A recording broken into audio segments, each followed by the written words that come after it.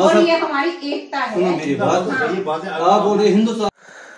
साथियों, कश्मीरियों से नफरत क्यों? ये सवाल मैंने इसलिए पूछा क्योंकि इसका जवाब तलाशना बहुत आसान है, लेकिन कौन कैसे देगा? गाली गलोच ना करें, अपने अपने हिसाब से ज़रूर बात रखिएगा।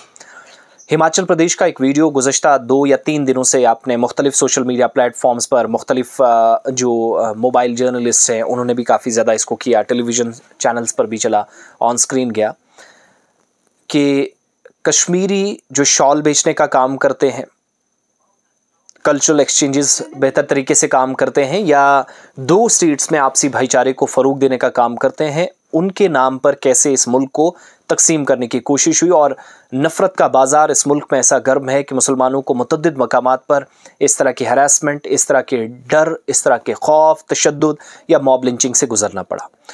ये तस्वीरें हमीरपुर ज़िला की हैं और ये हिमाचल प्रदेश का एक खूबसूरत इलाका है, बड़े अच्छे लोग हैं, इसमें कोई शक नहीं, लेकिन चंद खुदगर्ज अनासर जो इस पूरे इलाके को, पूरी रियासत को कब्जा करके कहते हैं कि हिंदू रियासत है, यहाँ पर आपके बिजनेस का बॉयकॉट किया जाएगा, हम आपसे क्यों खरीदेंगे, अगर आप हिंदुस्तानी हैं तो जय श्री राम का नारा लगाइएगा।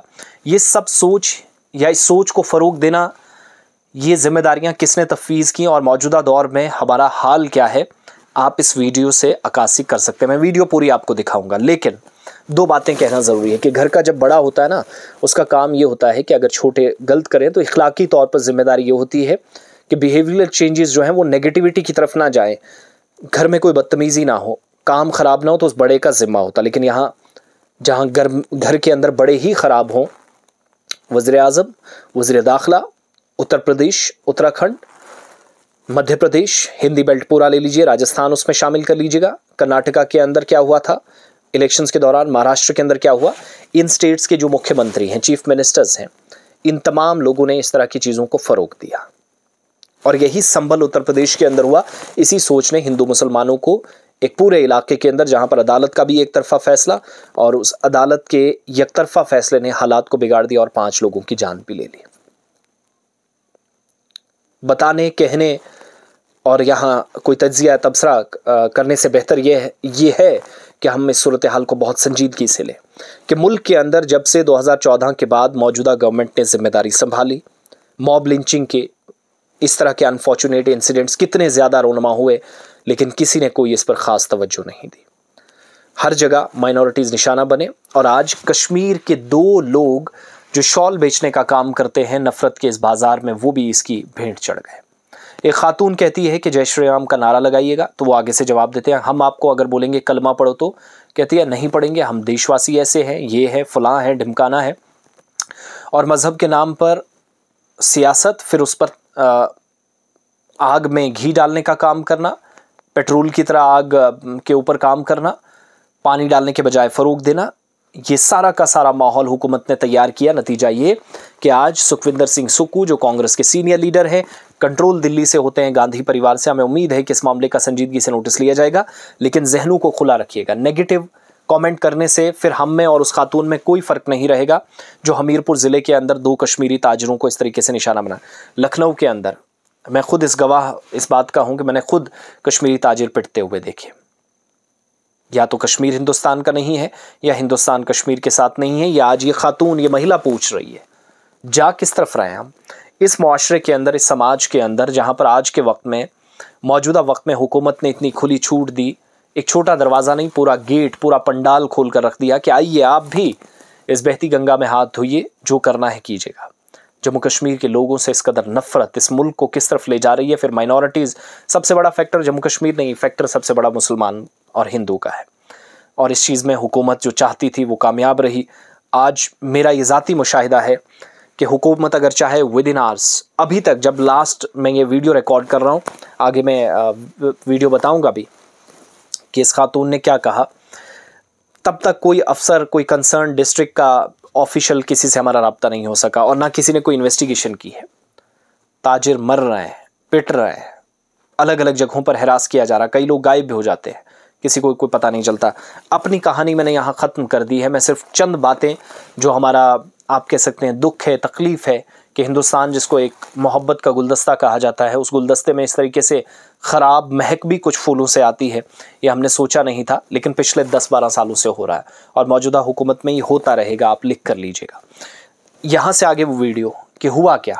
नफरत के बाजार में मोहब्बत की दुकान खोलने वाली जो बात होती है वो वक्त की ज़रूरत ही नहीं बल्कि हर घर की ज़रूरत क्यों है ये समझना पड़ेगा। ये वीडियो देखिएगा, आप अंदाज़ा लगाइएगा कि कैसे हरास, परेशान इस इलाके के अंदर ज़हनी तौर पर मरीज़ बनाकर इन लोगों को छोड़ दिया गया कि आप इस इलाके को छोड़ दीजिएगा। और अगर ये सब होता रहा तो वो दिन दूर नहीं कि हिमाचल प्रदेश के अंदर और जम्मू कश्मीर में भी इसका असर पड़ेगा। टूरिज़्म एकदम उरूज से जवाल की तरफ चला जाएगा। अल्लाह माफ़ करे और हम सबको एक साथ रहने की तौफीक दे। मौजूदा वक्त में सुखविंदर सिंह सुक्खू, हमें ये जानकारी कि उन्होंने ज़ाती तौर पर इसका नोटिस लिया है। उन्होंने दिल्ली में भी बात की है कंसर्न के साथ, यानी मैंने कहा गांधी परिवार से लेना देना है, वहाँ से भी कुछ डायरेक्शंस आएंगी कि इस तरह का काम ना करने दिया जाए कि एक स्टेट को बांटने की कोशिश हुई। अब यहाँ से आगे क्या होगा वो हम इंतज़ार भी करेंगे, लेकिन वीडियो देखिएगा आप कि कश्मीरियों से या कश्मीरी से नफ़रत क्यों और कैसे झलक रही है। जो मैं अब तक कह रहा था, अगर किसी को यकीन नहीं है ये वीडियो देखिएगा।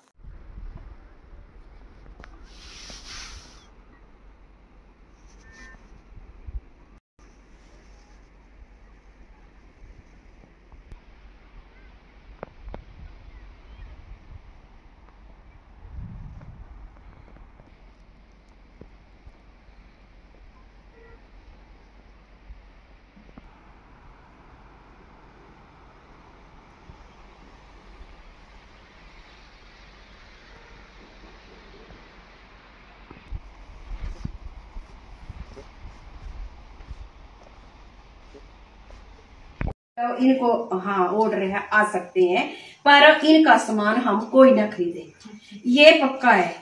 और जो हमारे हिंदू यहाँ के दुकानदार हैं अपने इनसे ही सामान खरीदना, जब भी खरीदो तो इनसे सामान खरीदना, और इनसे हमने क्यों लेना सामान। ये क्या हमारे को मुफ्त देंगे, और मुफ्त भी देंगे तो हम क्यों लेंगे, है ना। तो ऐसा है कि आप अपना सामान हमारे हिमाचल में तो माती लाओ, मैं तो यही बोलती हूँ आपको। हाँ, मेरा रिक्वेस्ट है ना, हाँ, हम भी हिंदुस्तान के रहने वाले, ठीक है, मैं मानती।